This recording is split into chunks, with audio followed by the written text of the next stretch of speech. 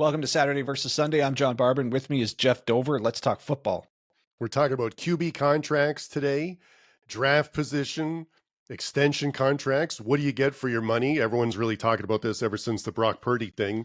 And you've put together a thesis amount of data on QB and contracts. And I'm interested to see what your thoughts are in this. Right. Okay. So everyone's got a take on the Purdy contract.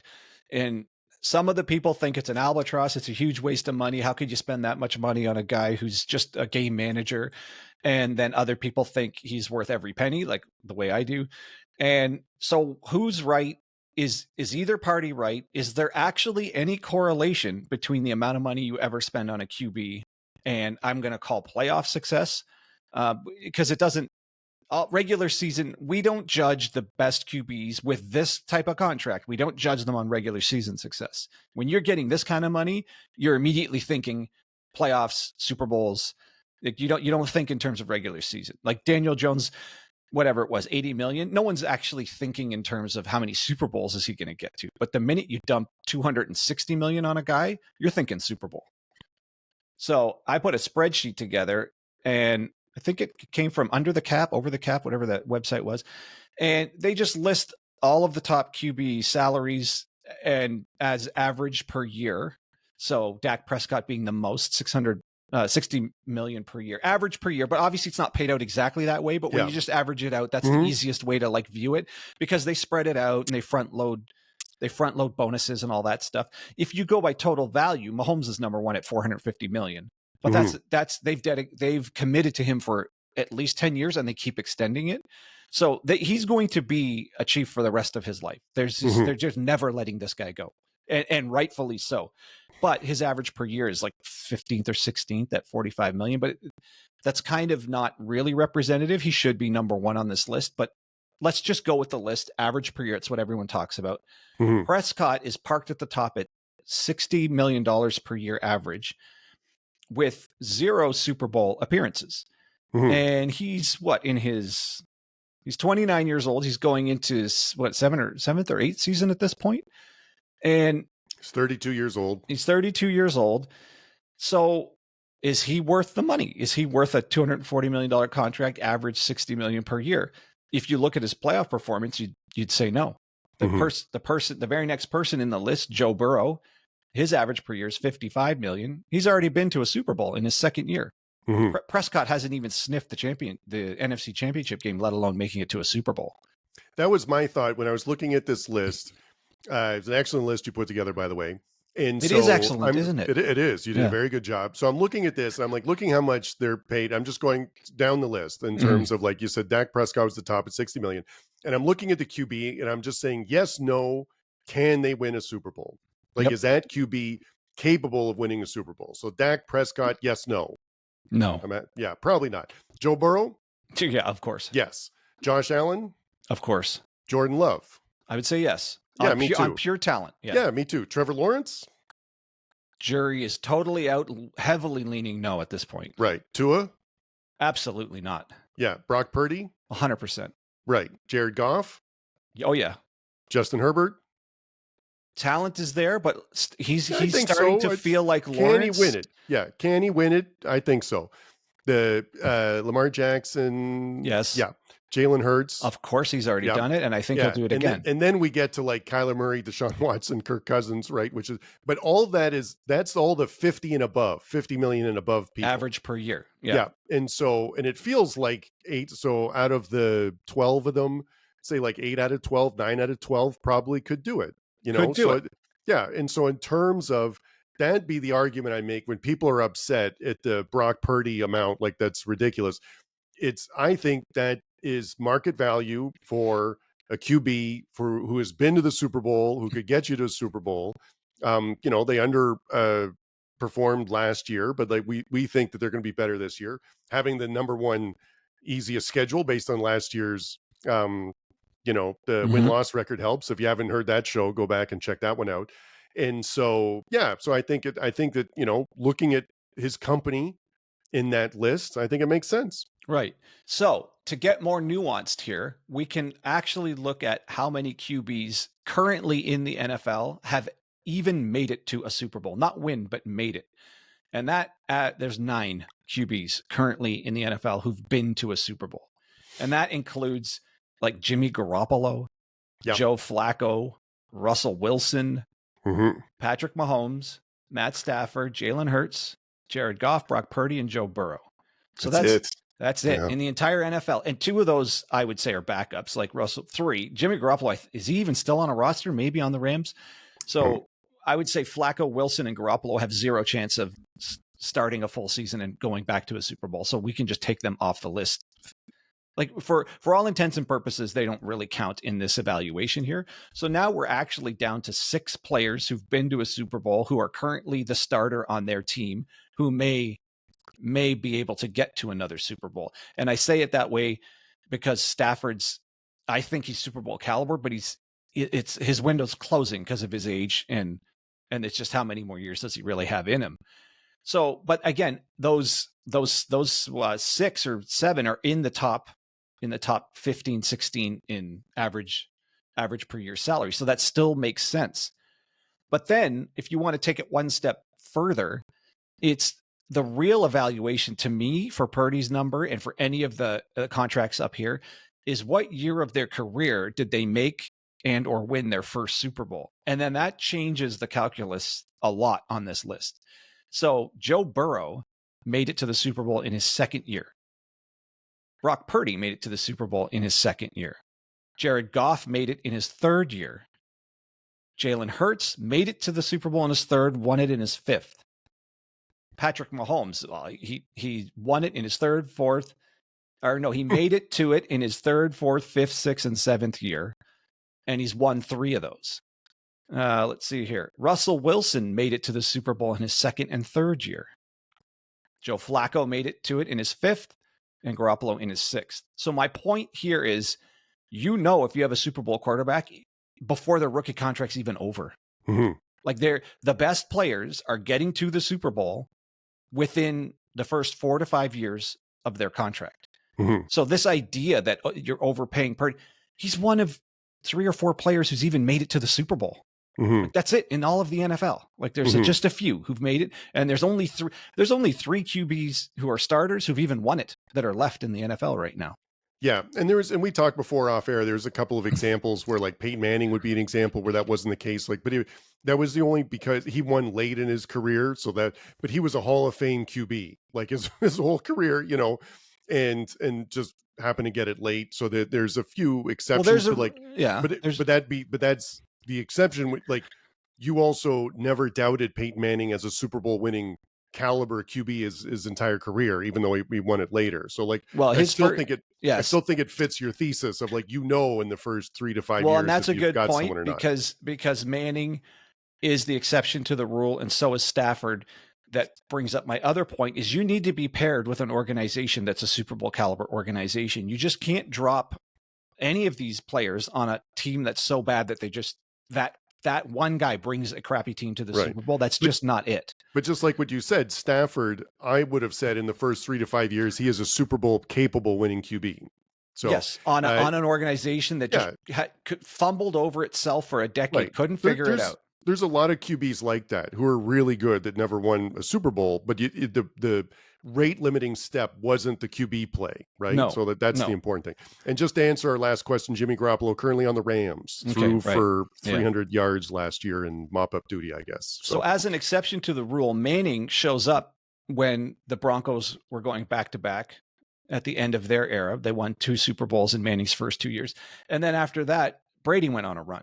So Manning is stuck at an era where he's behind generational talents, like Hall of Fame talents at their peak at the same time as he's peaking. And then Ben Roethlisberger shows up. So, and all of this is in the AFC. So he's getting to AFC championship games, but he keeps running into Hall of Famers, the GOAT, Hall of Famers, the GOAT. Like it just, otherwise I think he would have been to a Super Bowl much earlier in his career and actually won more Super Bowls, but it's the timing of it was very bad. And this Peyton Manning could be something like Joe Burrow or Lamar Jackson or even Josh Allen could be the modern Peyton Manning stuck against Patrick Mahomes, who just is absorbing all of the Super Bowl spots for the AFC right now because he's just a little bit better than them.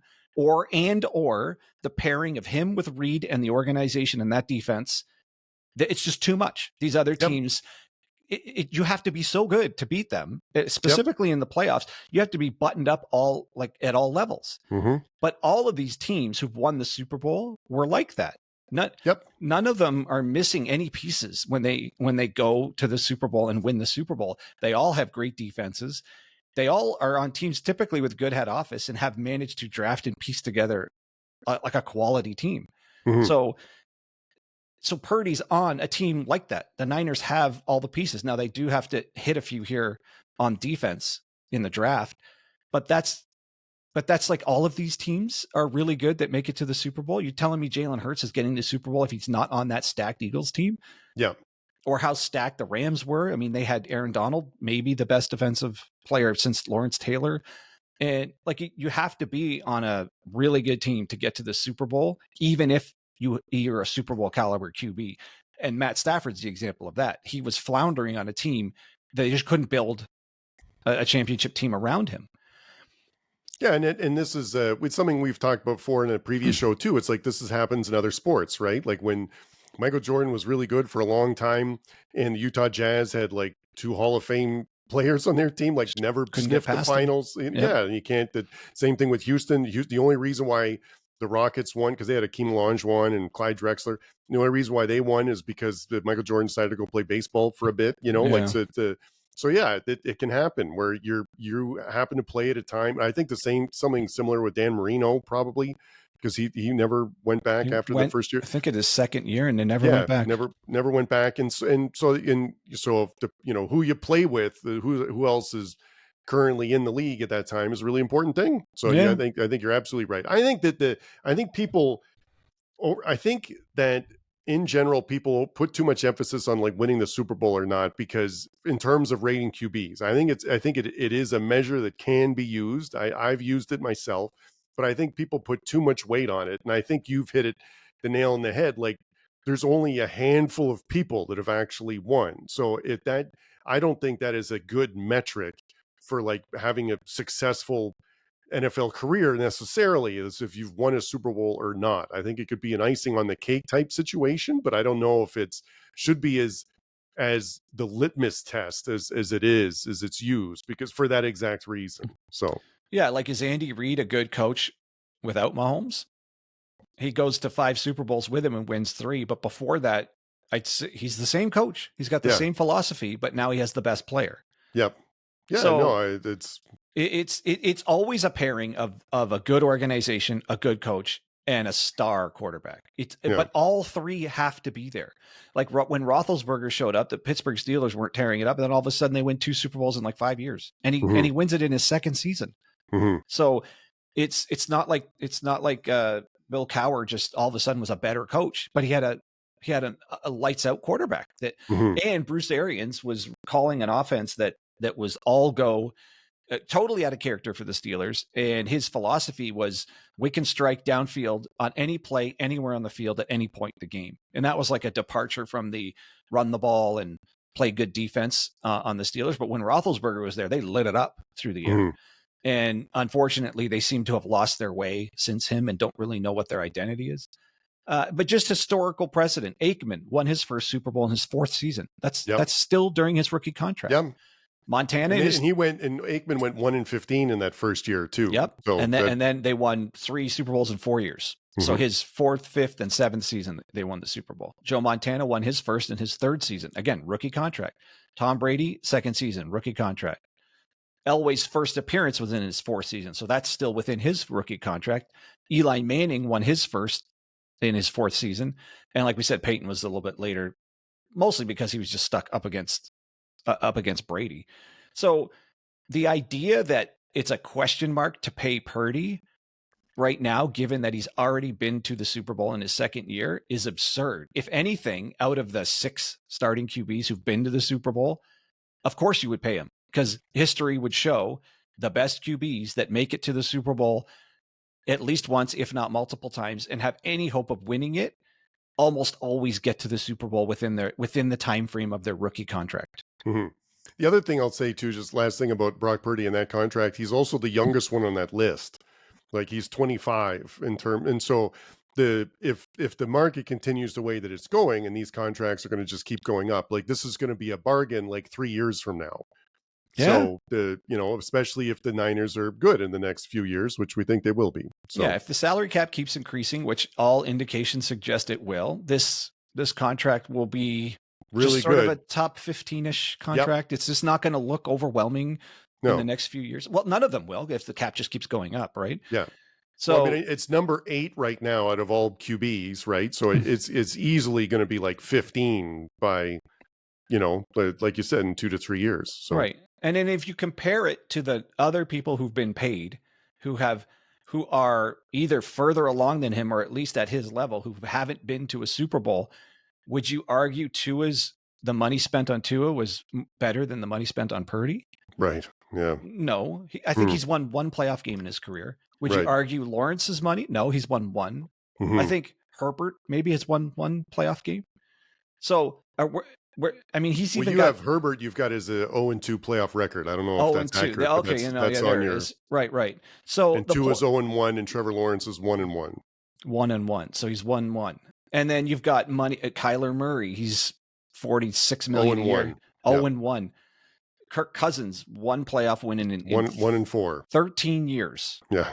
So Derek Carr won in 11 years. And again, we're talking about people who've made hundreds of millions of dollars and haven't even got past the first round of the playoffs. So it's totally reasonable. And if you rejig the way you look at this based on who's been to a Super Bowl and how early in their career have they been to that Super Bowl, Purdy's like a top 3 quarterback, like just behind, I don't know, behind Mahomes, and he's right up there with Mahomes and Burrow for getting there within the first 2 years. Yeah. And 4 playoff wins is a lot more than a lot of people on that list, right? So Well, 4 playoff wins is more playoff wins than Jordan Love, Trevor Lawrence, Tua Tagovailoa, Derek Carr, Herbert, Jackson, and like Herbert, and to put together. No, I mean put together. But put together even, if head to head, he still has more playoff wins than even Jackson. Yeah. So, I mean, I don't see any way around when you look at it this way that he's not worth the money. And I'm not saying some of these guys aren't worth it, but what I'm saying is playoff wins do not correlate to quarterback contracts. It's the money being spent on these guys is all over the map, and it has zero correlation to if you win in the playoffs. But I think, to your point, and you think that's, it shouldn't be judged like, do you get to the Super Bowl or not? But that's what every fan base is hoping for, is like a deep playoff run. And the other thing is, and we talked about this before, I think fans are hoping for like multiple playoff runs, not like the Drew Brees did it once and never going to do it again, or Aaron Rodgers did it once, never going to do it, like win it once, but never win it again. I think fans are hoping that if they found a guy and they put money into a guy, they're not thinking we paid all that for one Super Bowl in 15 years. But that's like, it's rare to have the guy who goes over and over again. And if there is one in the league and you don't have him, it's obvious. Like, we know where he is. He's in Kansas City. He's probably going to go to 2 or 3 more. And history would say the best of the best players are the ones that just keep showing up to the Super Bowl on the best team. That's and that was crazy. I didn't realize this till you put the spreadsheet together. The Patrick Mahomes playoff record, 17-4. That's ridiculous. It's right. Like, that's unbelievable. Like that'd be a really good like career for a couple of people, A few. like that's just nuts. Last thing I had, it was just in terms of something else I didn't realize till I saw the list, was like the bargain of the century of the decade is the Bo Nix making 4.6 million, went to the playoffs, like it, First year. good QB, like and that is saving a lot of money right now in that rookie contract. Right. And that's also Drake May. That's why I got the Patriots on now. Like I think he was his 9 million. Like that's and Jaden Daniels is also at 9 million. But like that's a great position to be in, right? If you're that's what you're hoping for when you draft someone later that they can hit, because that financially that makes just such a difference for them and especially in the early on. So I mean, and obviously Purdy was getting paid $900,000 a year when he went to the Super Bowl. Yeah. Two NFC Championship games and a Super Bowl on less than $1 million a year. So yeah, Jaden Daniels, he's already been to the NFC Championship game in his rookie season. Yeah. So I guess my point here is if they're good, they're going to be good right away. Mhm. And I guess, yes, maybe sometimes they develop over time, but that's seems to be not the rule. That's the exception. Mhm. The quarterbacks that land on a good enough organization, they are Super Bowl ready. It kind of right out of the box. It only takes a couple of years for them to either get there or win it. So I just, maybe it's the teams that understand that and just move on really quickly.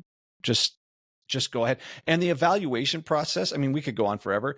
It doesn't seem the GMs really know which one's going to hit. They can't really know, because if you overlay draft position here, it's not like all the top ones are number one draft picks. They show up in all different rounds. No, that's something we've talked about before. It is there is no perfect evaluation system. Everyone wants it. Everyone likes to, if you were able to predict someone's being successful in the NFL, you'd be a multi-billionaire, because it is really, people get it wrong all the time. It costs GMs jobs all the time. But yeah, and that's what I, just based on past, NFL activity, I would never pick a QB first for that reason. Like, just because the chance of it working later, picking someone later, is just as good as when unless it's some sort of generational talent, but even then it could be off. So, and it's and again, some of those other positions you get, like quarterback's the most important position, but if you could get like the best left tackle, and you just know he's going to be a staple on your line for like 10 years, like that, God, that's worth something. You know what I mean? So it's I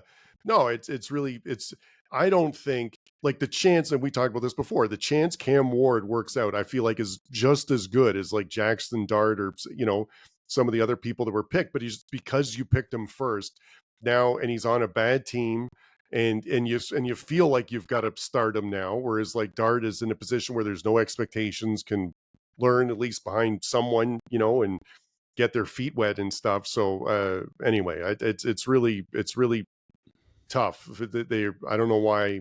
I'm surprised at how many QBs get picked early. Like, I get it. It's in terms as an important position, but man, it's amazing how many times it doesn't work out. Part of it is I think a bit of a desperation of choosing out of the QBs that happen to be available. Like Kenny Pickett was a first round pick. Yeah. But if you look at all the people that year, none of them are any good. Yeah. So it's just, and none of them turned out, or I think that was the year Brock Purdy went last. So you wouldn't know, but you just have to pick. It's kind of like this year. Does anyone really think any QB this year, even including Ward, it wasn't really any talk about him being a generational talent. It's just, he happened to be the best one. Yep. And they had to talk up somebody. Yep. But he's not, I mean, we watch enough college football. He wasn't that guy. He wasn't. No. He wasn't like like touted like a Trevor Lawrence or anything like that.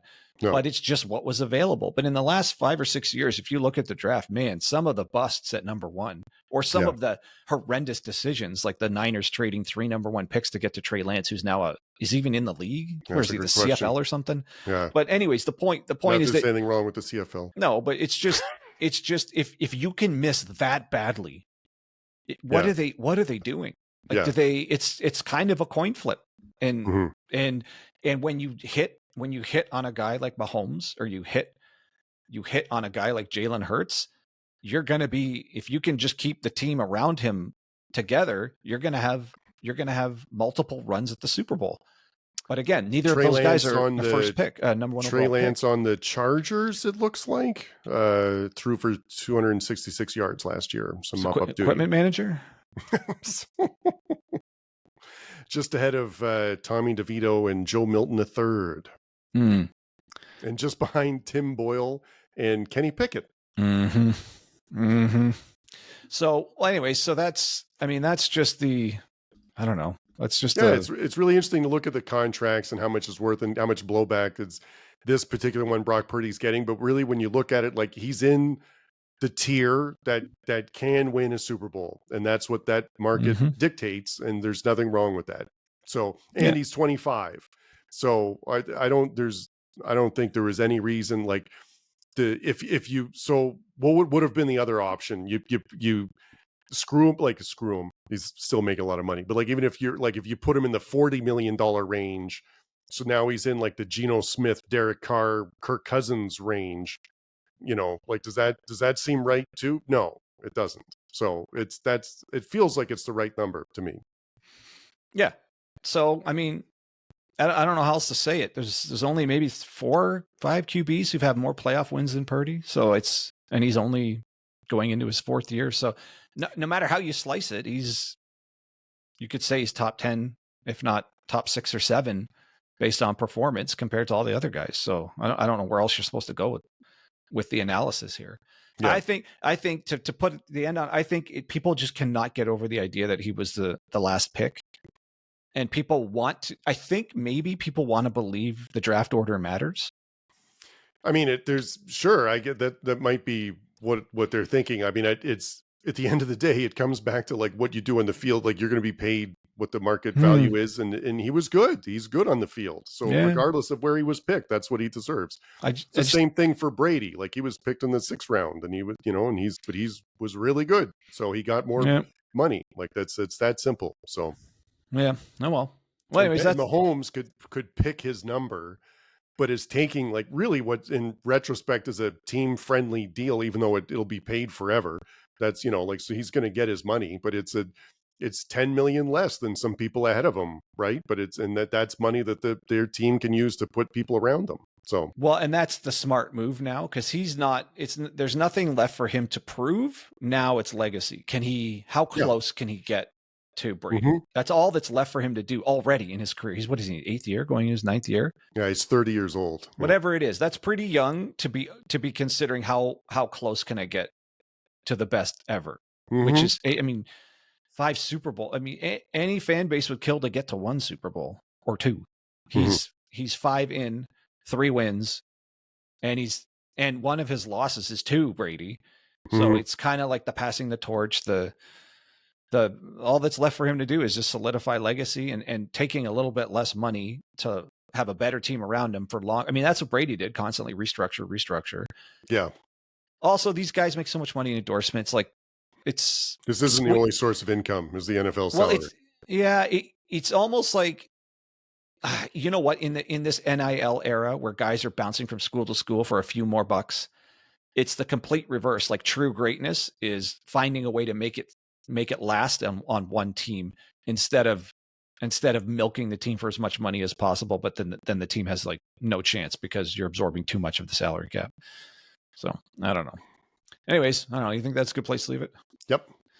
All right. Well, let us know what you think in the comments, or way off here. What do you guys think? Is Purdy worth the money or not? I totally think he is. So for Geoff Dover, I'm John Barban, and that's your Saturday versus Sunday podcast.